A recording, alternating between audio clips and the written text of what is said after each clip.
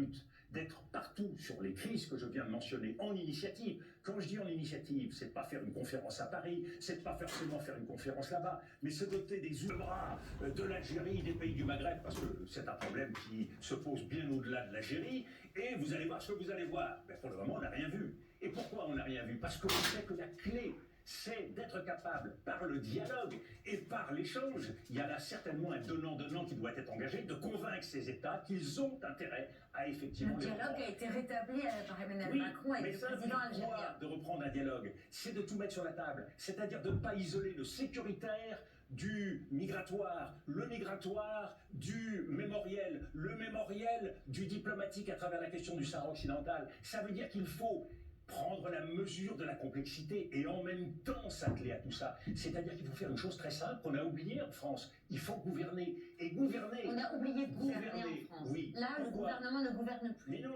Et les précédents non plus. Mais pourquoi? Parce qu'il considère que la clé de l'action publique, c'est de changer la loi.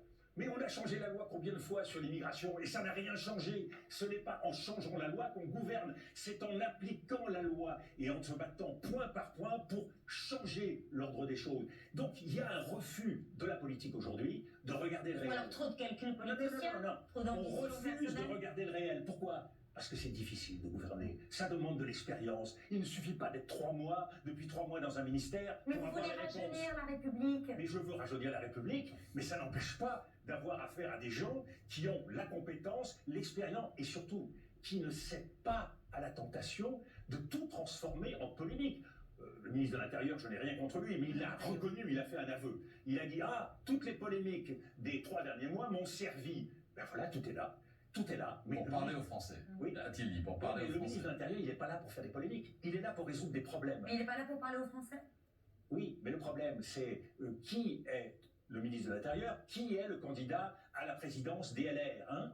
Montrez-moi, je vous montre mes ailes, je suis oiseau, regardez ma queue, je suis rat. Il y a là une dualité, une hybridité qui pose un véritable problème dans un moment de crise, quand on attend d'un homme politique qu'il règle des problèmes. Les hommes politiques sont pas là. Vous opposez l'hubris et l'humilité. Oui, mais j'oppose aussi l'action à la fuite en avant. Vous voyez pourquoi le Rassemblement national est monté toutes ces années?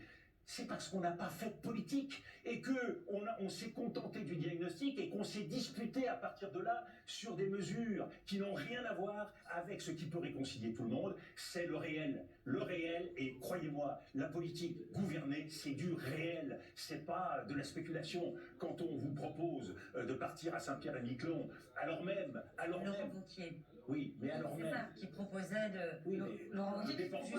déporter les OQTF à Saint-Pierre-et-Miquelon. Mais on voit bien que c'est d'abord une méconnaissance de la réalité de ce type de problème, mais surtout, c'est croire qu'on peut régler les problèmes en les éloignant. Nos compatriotes de Saint-Pierre-et-Miquelon, c'est les Français comme les autres, et c'est quand même une drôle d'idée dans la République que de les envoyer là-bas. On pourrait les garder à Puy-en-Velay, pourquoi les envoyer à Saint-Pierre-et-Miquelon? Le climat est peut-être plus défavorable à Saint-Pierre-et-Miquelon. Ah, vous allez vous fâcher aussi avec Puy-en-Velay. C'est une drôle de conception. Je dis simplement que proposer cela, c'est en quelque sorte donner à voir aux Français, un, qu'on n'est pas très sérieux, deux, qu'on ne croit pas aux vertus de l'action politique. C'est-à-dire qu'en gros, gouverner, ce serait éloigner. Loin de mon regard, le problème se règle. Lui, il ne gouverne pas, il est en bataille.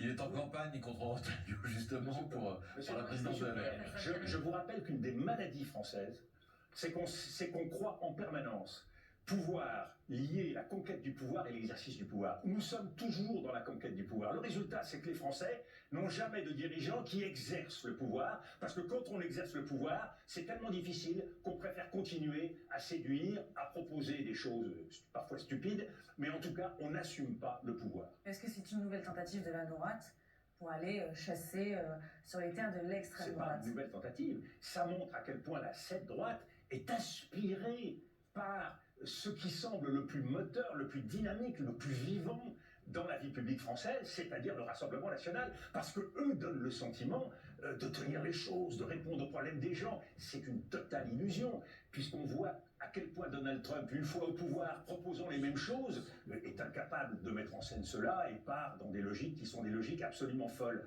Donc, ce n'est pas évidemment la réponse. alors même qu'au sein des Républicains, puisque j'en connais quand même beaucoup,